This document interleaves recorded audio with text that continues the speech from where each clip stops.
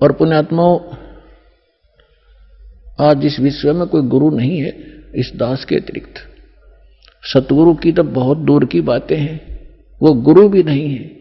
जैसे रोगी है वो रोग ही स्वस्थ हो, जिसको पुत्र की संतान नहीं है वो संतान ही हो तो बात बने। अगर संतान भी आपको आवश्यक होगी देनी तो यही मिलेगी, पृथ्वी पर कोई नहीं देगा आपने। और जो आपका रोग निवारण होगा तो यही होगा, पृथ्वी पर कहीं होगा भी नहीं, और होगा ही होगा, रोग तो निवारण होगा ही होगा। बाकी संतान भी परमात्मा अगर चाहेगा तो सब कुछ कर सकता है। उसका एक लंबा इतिहास है, फिर बताऊंगा, ऐसी बात नहीं। यहां हजारों ऐसे प्रमाण हैं जिनके 10-10 वर्ष, 12-12 वर्ष और 15-15, 20-20 वर्ष ब्याह न हो गए थे और बच्चा नहीं था। सारे सब आजकल तो सारे जो है ना ये भौतिक और सारे ट्रीटमेंट हैं, ये भी करवा के छक लिए थे मालिक ने, उनको भी संतान दे दी। ये तो कोई बड़ी बात नहीं है, लेकिन हमारा आपका मूल उद्देश्य मोक्ष हो।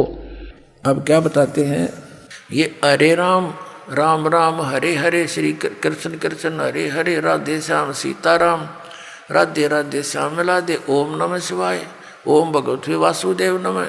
ये गायत्री मंत्र, ये मोक्ष मार्ग के मंत्र नहीं है, ये व्यर्थ है, यूजलेस है।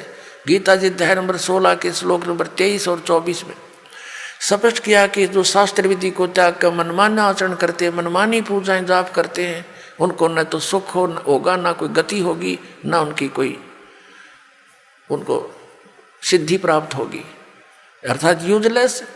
इसलिए 16वें अध्याय के फिर 24वें श्लोक में स्पष्ट किया गीता जी में, इससे तेरे लिए अर्जुन कर्तव्य और अकर्तव्य की अवस्था में कौन सी साधना करनी चाहिए और कौन सी त्याग देनी चाहिए।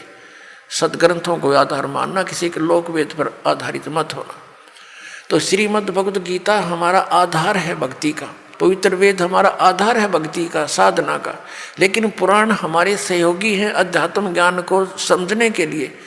और जो पुराणों के अंदर वेदों और गीता वाला भक्ति विधि है वो तो वेदों और गीता का ही है, वो तो हम उन्हीं से ग्रहण करेंगे। बाकी अन्य उसके अंदर उस ऋषि वक्ता, पुराण के वक्ता का अपने घर का ज्ञान है जो वेदों और गीता से नहीं मिलता, वो हमने स्वीकार नहीं करना। अब गीता ज्ञानदाता कहता मेरा एक ओम अक्षर है, नथिंग एल्स, और कोई जाप ही नहीं है।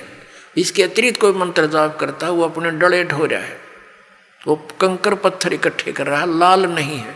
ये ब्रह्म सत्र का है। और इससे जो इसकी साधना करता हुआ अंत समय में शरीर छोड़कर जाता है तो परम गति को प्राप्त होता है। वो परम गति कौन सी है? ब्रह्मलोक। और गीता जी अध्याय नंबर 8 के श्लोक 16 में कहा कि ब्रह्मलोक पर्यंत, वहां तक गए हुए सभी पुनरावृत्ति के अंदर है। अब 17वें अध्याय के गीता जी के 23वें श्लोक में कहा है कि उस सच्चिदानंद घन ब्रह्म के पाने का 3 मंत्र का जाप का निर्देश है, नथिंग एल्स। निर्देश माने नथिंग और कुछ नहीं, सिंपल ओनली डायरेक्शन। ये है, देखिएगा 17वें अध्याय का और 23वां श्लोक श्रीमद् भगवत गीता, और ये 17वां अध्याय 17वें का 23वां श्लोक है। ओम तत्सत इति निर्देश है, ब्रह्मण है त्रिविध है समर्थ है, ब्राह्मणा तेन वेदा च यज्ञा विहिता पुरा। ओम ओम तत् तत् सत सत, ऐसे यह 3 प्रकार का सच्चिदानंद घन ब्रह्म, उस परम अक्षर ब्रह्म का मंत्र कहा है। अब सच्चिदानंद घन ब्रह्म परम अक्षर ब्रह्म का मंत्र ओम तत् सत, उसको पाने का। ओम तो पुण्यात्मा सीधा है ब्रह्म सरपुरुष का, और जो तत् है वो अक्षर पुरुष का, और सत है ये परम अक्षर ब्रह्म का। ये भी कोड वर्ड है, सांकेतिक शब्द है। ओम और तत् जो सांकेतिक शब्द है वो दोनों मिलकर ये सतनाम बनता है, 2 अक्षर का। और जिसका भी आज तक मोक्ष हुआ उन महापुरुषों ने इस सतनाम का जाप किया है। और जो सत्य है वो सारनाम की तरफ संकेत है, वो भी कोई अन्य मंत्र है, वो सांकेतिक कोड वर्ड दास के पास है, इस पृथ्वी विश्व में किसी के पास नहीं।